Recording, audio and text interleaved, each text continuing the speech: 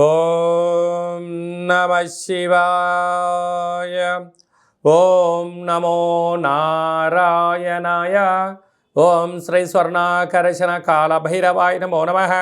నరదృష్టి నివారణ కాల భైరవాయ నమో నమ. ఓం సూర్య అరిష్టేతు సంప్రాప్తే సూర్య పూజాంచ కారయేత్. సూర్య ధ్యానం ప్రవక్ష్యామి ఆత్మదోషపీడోప ఉపశాంతయే. హరి ఓం. మా ఛానల్కి స్వాగతం. చూస్తున్న వీక్షకులకు ప్రేక్షకులకు ప్రియ కాళభైరవ భగవద్బంతులకి స్వాగతం పలుకుతూ మమ్మల్ని ఎంతగానో ఆదరిస్తూ ఉండబడినటువంటి ప్రియ సోదరీమణులకు అందరికీ కూడా సనాతన ధర్మ వీక్షకులకు సంరక్షకుల అందరిపైనను రథసప్తమి అనగా సూర్యుడి యొక్క జయంతి సందర్భంగా అందరికీ నిండు నూరేళ్ల ఆయురారోగ్యాలను ప్రసాదించాలని, ఎవరికి కంటి సమస్యలు, దేహ సమస్యలు, ఆత్మ సమస్యలు, అనారోగ్య సమస్యలు వాళ్ళకు రాకుండా సంపూర్ణ ఆయురారోగ్యాలు ప్రసాదించాలని సూర్యభగవానుని వేడుకుందాం. 16వ తారీఖు 2వ నెల 2024 నుండి 29/2/2024 వరకు పుట్టినటువంటి వారందరికీ కూడా ముందస్తుగా జన్మదిన శుభాకాంక్షలు. గతంలో వివాహం చేసుకున్న వారికి వివాహ వార్షికోత్సవ శుభాకాంక్షలు. ద్వాదశ రాశుల్లో గ్రహ గమనాన్ని ఒకసారి వీక్షింపచేద్దాం. మేషరాశిలో గురు సంచార స్థితి, కన్యరాశిలో కేతు సంచార స్థితి, మకర రాశిలో కుజుడు, బుధుడు మరియు శుక్ర సంచార స్థితి, కుంభరాశిలో రవి మరియు శని సంచార స్థితి, మీనరాశిలో రాహు సంచార స్థితితో ద్వాదశ రాశులలో గ్రహ గమనాలు ఫిబ్రవరి ద్వితీయార్థంలో ఈ విధంగా ఉన్నాయి. అలాగనే 21వ తారీఖున బుధుడు కుంభరాశిలోకి సంచారం చేయడం వల్ల అక్కడే ఉండబడినటువంటి రవి భగవానుడితో బుధుడు కలిసి ఉండడం వల్ల బుధాదిత్య రాజయోగము అంటారు. ప్రభుత్వ ఉద్యోగం ప్రయత్నం చేసేటువంటి వారికి ఇది చాలా మంచి కాలము అని చెప్పి గమనించాలి. రథసప్తమి సందర్భంగా మేషరాశి వారికి ఎలాంటి విధి విధానాలు పాటించాలో ఈ వీడియోలో సవివరంగా సంపూర్ణంగా తెలుసుకుందాం.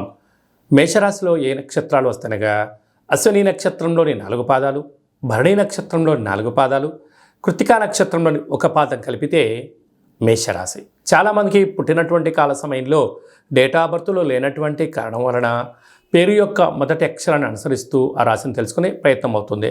అవి ఏ అక్షరాలు ఒకసారి పరిశీలన చేద్దాం.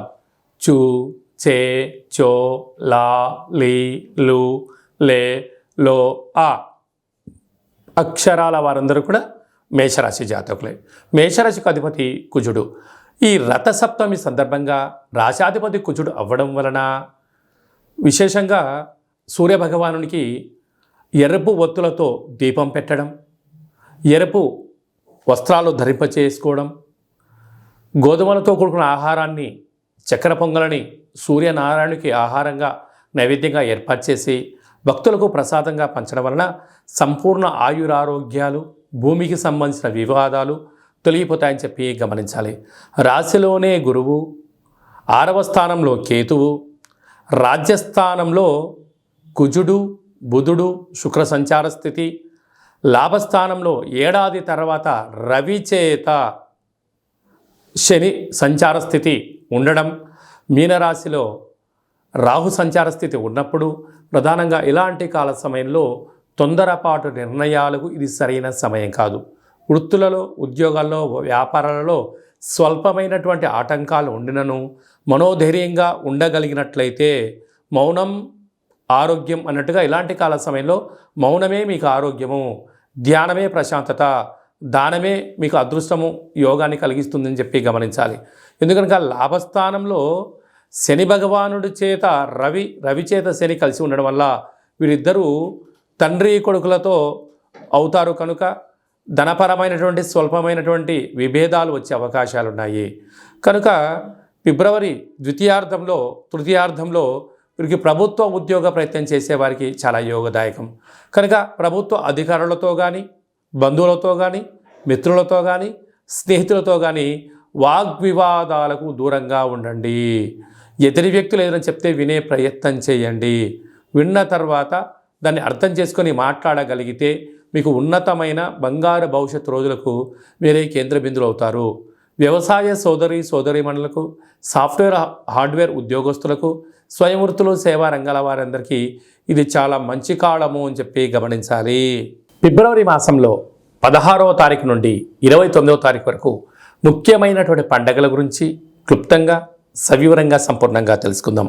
16వ తారీఖున మాఘమాస శుద్ధ సప్తమి, రథసప్తమి కనుక సూర్య భగవానుడి యొక్క ఆరాధన, సూర్యారాధన చేయడం, సూర్య భగవానుడికి అర్ఘ్యం వదిలిపెట్టడము, మనము స్వామివారికి ఆసనాలు ముద్రలు వేయడం వల్ల సంపూర్ణ ఆయురారోగ్యాలు మనకు ప్రసాదించడం జరుగుతుంది. అంటే కేవలం ఈ రథసప్తమి రోజే కాకుండా ప్రతిరోజు సూర్య నమస్కారం చేసుకోవడం, ప్రతిరోజు ముద్రలు వేయడం, ఆసనాలు వేయడం వల్ల సంపూర్ణ ఆయురారోగ్యాలు ఉంటాయని చెప్పి గమనించాలి. 17వ తారీఖున మాఘమాస శుద్ధ అష్టమి శనివారం కృత్తికా రోహిణి నక్షత్ర సందర్భంగా అసితాంగ కాళభైరవ స్వామిని పూజించాలి. 24వ తారీఖున మాఘ పూర్ణిమ, మాసానా మాఘమాసం అంటారు. మాఘమాసంలో పూర్ణిమకు చాలా ప్రత్యేకత ఉంటుంది. నదీ స్నానము, సముద్ర స్నానము, దానము యోగదాయకము. అలాగనే మనకు 27వ తారీఖున మాఘమాస బహుళ అష్టమి మంగళవారం. ఈ 3 అంటే శుద్ధాష్టమి, బహుళాష్టమి, పూర్ణిమ, ఇవి 3 విశిష్టతమైన పండుగలంతా కూడా ఫిబ్రవరి నెలలో ద్వితీయార్థంలో రావడం వలన అసితాంగ కాళభైరవ స్వామివారిని పూజించడం వలన సంపూర్ణమైన అష్ట కష్టాలు తొలగిపోతాయి, అష్ట ఐశ్వర్యాలు కలుగుతాయని చెప్పి గమనించాలి. కనుక కాళభైరవ స్వామి నామస్మరణ, ఇంట్లో కూష్మాణ దీపము, కాళభైరవ దీపము, ముడుపు కట్టడము యోగదాయకం. అవన్నీ కుదరనటువంటి పక్షంలో ఈ కింది నెంబర్ సంప్రదించినట్లయితే మీ పేరు పైన భగవంతుడికి అర్చన, అభిషేకము, హోమము, కూష్మాణ దీపము మీకు చేయించి వీడియో కాల్ ద్వారా చూపించి ప్రసాదాన్ని కూడా మీకు పంపించడం జరుగుతుందని చెప్పి గమనించాలి. ఇంకనూ మనం విజయం సాధించగలగాలి అన్నట్లయితే ఈ యొక్క పాత్ర కంచు పాత్ర అంటే మనకు రాసులు 12 ఎలా ఉంటాయో 12 రాసులను ఇందులో అచ్చు వేయడం జరుగుతుంది. అంటే ఈ యొక్క పాత్రను ఇంట్లో పెట్టుకొని ప్రతిరోజు మనం ఏం చేయగలగాలి అన్నట్లయితే ఓం కాళభైరవాయ నమః అనేటువంటి మంత్రాన్ని ఉచ్చరింపచేయాలి. అనగా కాలాన్ని శాసింపజేసే శక్తి కాళభైరవుడు భగవంతుడు ఉంటుంది. ఉదయము, మధ్యాహ్నము, సాయం, సంధ్య, నిశారాత్రి ఎప్పుడు పిలిస్తే అప్పుడు పలికే ఏకైక భగవంతుడే కాళభైరవ స్వామివారు. కాళభైరవ స్వామివారిని పూజించడం, స్మరించడం వల్ల సకల భూత ప్రేత పిశాచ సకల దుష్టగ్రహాలు, నరదృష్టి గ్రహాలు, సంపూర్ణమైనటువంటి అష్ట కష్టాలను తొలగిపోయి అష్టైశ్వర్యానికి స్వాగతం పలకడము, సకల ప్రయోగాలు, దుష్ట ప్రయోగాలు కూడా తొలగిపోతాయని చెప్పి గమనించాలి.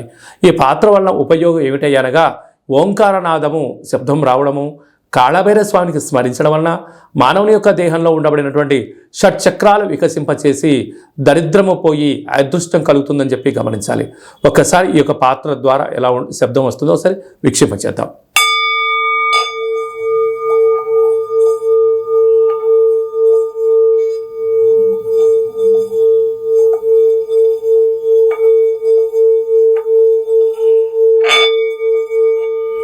ఇలాగా ఓంకార శబ్దాన్ని మనం చూసాం.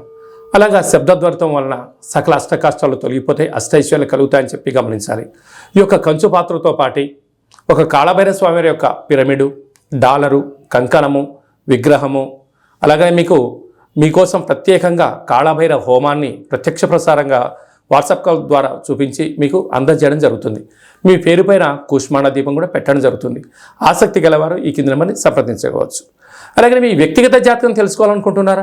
మీరు పుట్టినటువంటి తేదీ, నెల, సంవత్సరం, పుట్టిన సమయం రాసి పంపించినట్లయితే 100 సంవత్సరాల జాతకాన్ని రాసి పంపించి మీరు పుట్టినప్పుడు గ్రహ గమనాలు ఎలా ఉన్నాయి, ప్రస్తుతం ఎలా ఉంటున్నాయి, రాబోయే కాలం ఎలా ఉంటున్నాయో సవివరంగా సంపూర్ణంగా మీకు తెలియజేయడం జరుగుతుంది.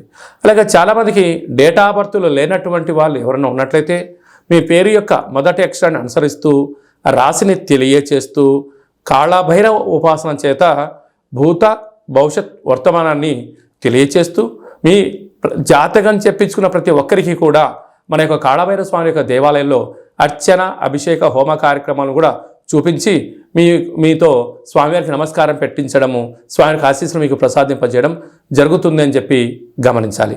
ఆసక్తి గలవారు అపాయింట్మెంట్ తీసుకొని సంప్రదించగలరు.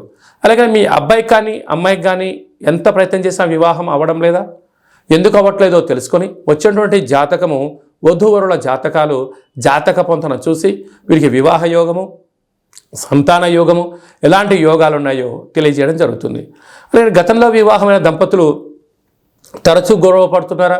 వారి జాతకంలో కానీ పేర్లో కానీ ఏమైనా స్వల్పమైన మార్పులు చేయడం వలన వాళ్ళు పార్వతీ పరమేశ్వరులాగా కలిసి ఉండేటువంటి ఆధ్యాత్మిక సలహాలు సూచనలు కూడా ఇవ్వడం జరుగుతుంది. అలాగనే మీకు అబ్బాయి కానీ అమ్మాయి కానీ పుట్టినప్పుడు ఎలాంటి పేర్లను పెట్టాలో మీకు తెలియజేయడం కూడా జరుగుతుంది.